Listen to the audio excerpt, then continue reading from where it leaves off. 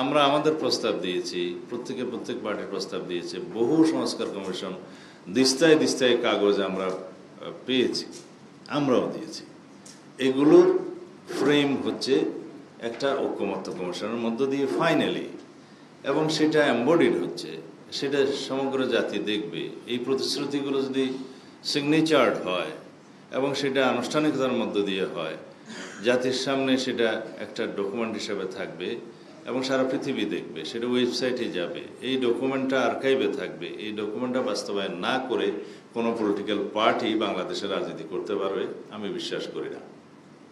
আর তাছাড়া অনেকে বলে যে আপনারা বাস্তবায়ন করবেন না, তা আমি বলি যে বিএনপি যে সরকার গঠন করবে এটা কেউ শপথ করে বলেছে? তা আমাদেরকে কেন দায়ী করে? আমি বলবো যারা জাতীয় সংসদে প্রতিনিধিত্ব করবেন, শব্দটা ওইভাবে হওয়া উচিত, যারা জাতীয় সংসদে প্রতিনিধিত্ব করবেন সামনে, তারাই সবাই মোরালি অব্লিগেটেড থাকবে এটা বাস্তবায়নের জন্য এই সনদের মধ্যে দিয়ে। দ্বিতীয় প্রশ্ন, আমরা বিএনপির পক্ষ থেকে বলতে পারি আমরা 31 দফা সংস্কার প্রস্তাব দিয়েছি এই সরকার গঠিত হওয়ার আরও 1-1.5 বছর আগে, এবং সরকারের যে গৃহীত এখন ঐকমত্য কমিশনের মাধ্যমে, সরকারের নয় সরি ঐকমত্য কমিশনের মাধ্যমে যে আমরা যে সংস্কার প্রস্তাবগুলো গ্রহণ করছি তার অধিকাংশই, আমি 100% বলবো না, এই 31 দফার অন্তর্ভুক্ত। ওয়ালটন এখন দেশের সীমানা পেরিয়ে পৌঁছে গিয়েছে 50টিরও বেশি দেশে। ওয়ালটন, ঘরে ঘরে বিশ্বজুড়ে।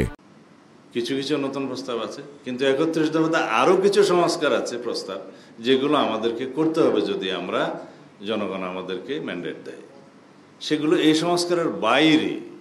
তো সুতরাং মোট আমি সংস্কার প্রস্তাবের ছোটখাটো সব সহ দেখেছিলাম 826টা সংস্কার, তার মধ্যে মাত্র 51টা বাদে বাকি সব সংস্কার প্রস্তাব আমরা একমত হয়েছি। 115টা সংস্কার প্রস্তাবের মধ্যে আমরা ভিন্ন মত অথবা মন্তব্য সহ একমত হয়েছি।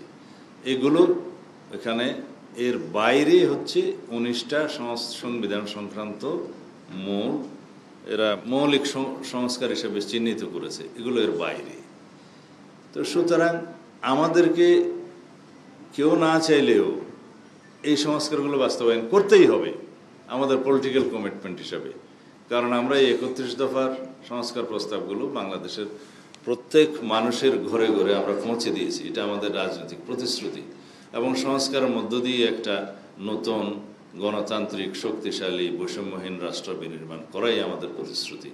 ইনশাআল্লাহ সেই চ্যালেঞ্জটা অতি অবশ্যই আমাদের সামনে আছে, এবং আমি আশাও করি, বিশ্বাসও করি, হয়তো আজকের আলোচনার মধ্য দিয়ে ঐকমত্য কমিশনে আমরা একটা জায়গায় পৌঁছাতে পারবো মৌলিক সংস্কারগুলোর বিষয়ে।